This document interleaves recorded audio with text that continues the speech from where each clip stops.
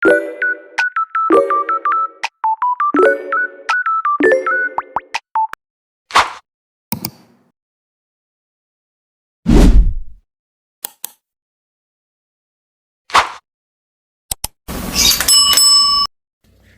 tidak tahu harus bagaimana setelah ia mengetahui bahwa Malik kini sudah tahu kebenarannya.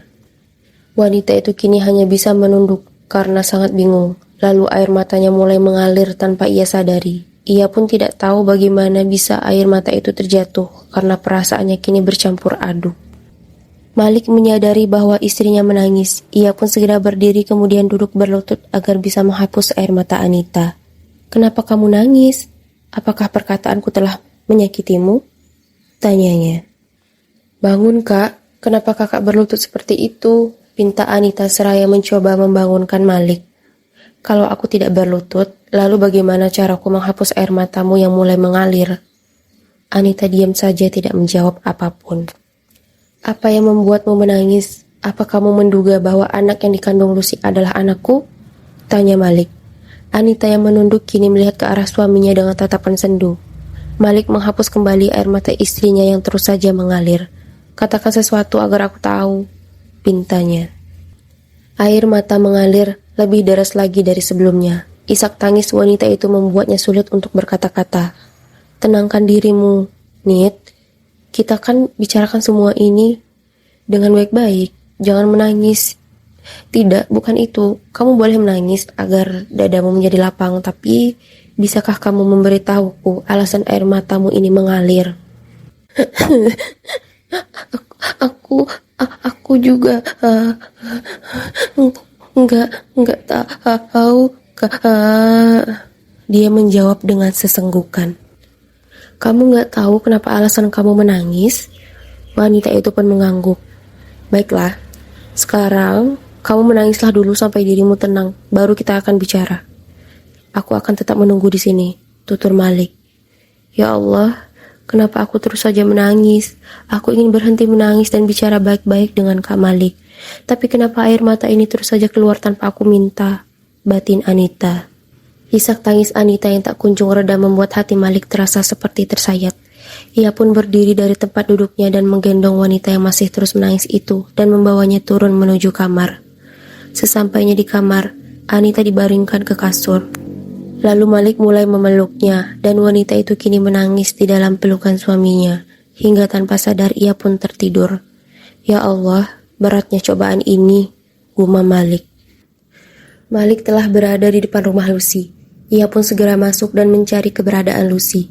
Sedangkan Lucy, wanita licik itu, berada di kamar mandi karena mual. Berkali-kali ia muntah, kini kepalanya juga mulai pusing. "Kenapa kamu?" tanya Malik membuat Lucy terperanjat dan hampir terjatuh jika saja ia tidak berpegangan. "Sayang," ucap Lucy.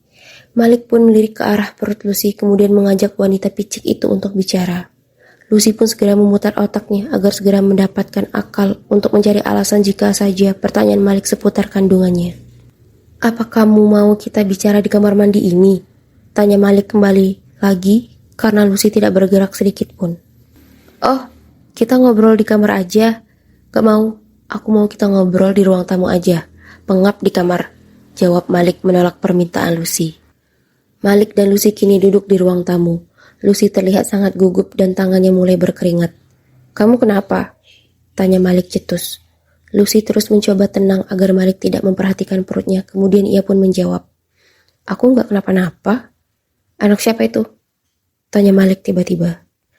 Bak disambar petir di siang bolong itu. Lucy terkejut dan hampir jantungan mendengar fakta bahwa Malik kini telah mengetahuinya. "Jangan coba-coba untuk berdusta bahwa itu adalah anakku, Lucy, karena aku tidak pernah menidurimu." "Tapi ini memang anakmu, Malik. Kita telah melakukannya." "Tutup mulutmu, Lucy.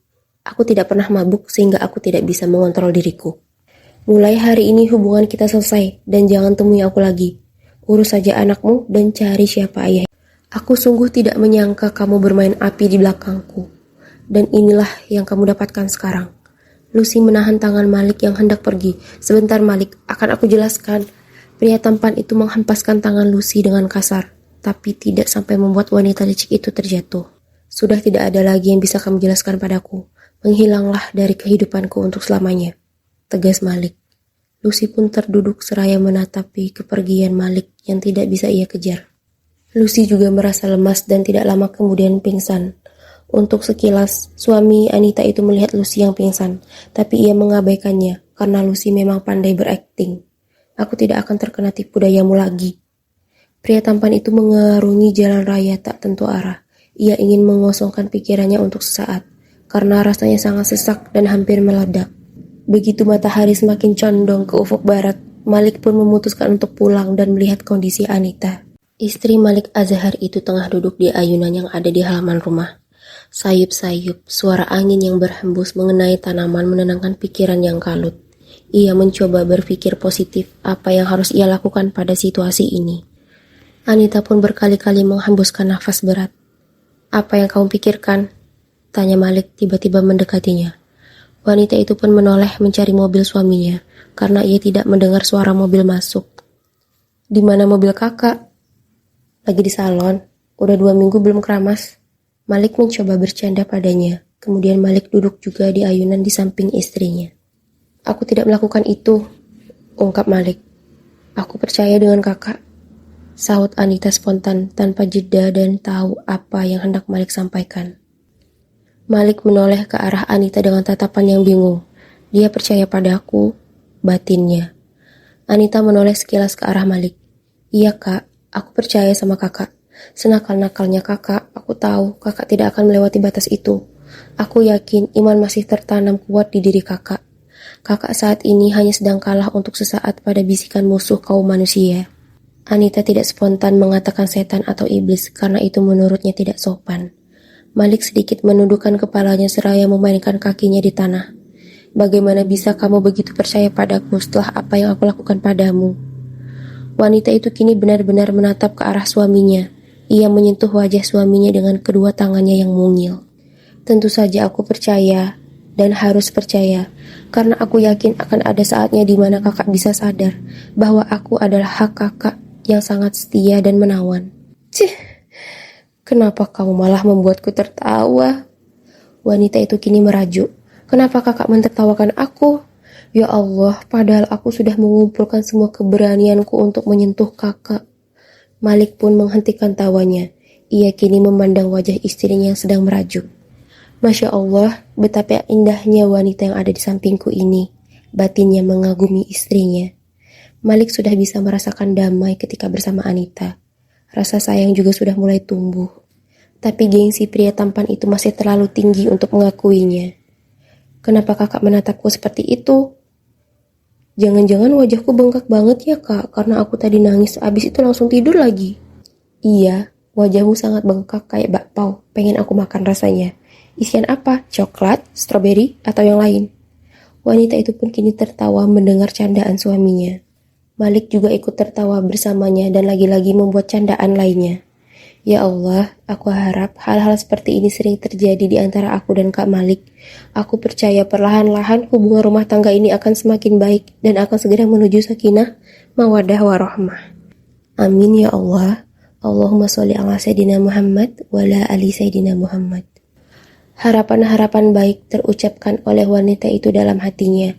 Ia pun tak luput mengucapkan sholawat agar doanya cepat sampai pada Tuhannya, Allah. Wah, sangat menyenangkan bisa tertawa bersama seperti ini di luar dan menikmati angin yang menyejukkan. Ini sungguh sangat bisa melapangkan dada dan membuat pikiran menjadi segar.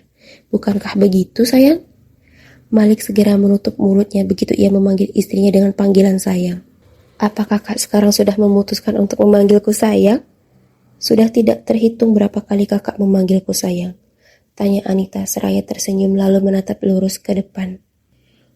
Wanita itu tidak ingin memaksakan suaminya agar menyetujui perkataannya, karena mengingat situasi mereka saat ini yang sebenarnya sedang sangat kacau.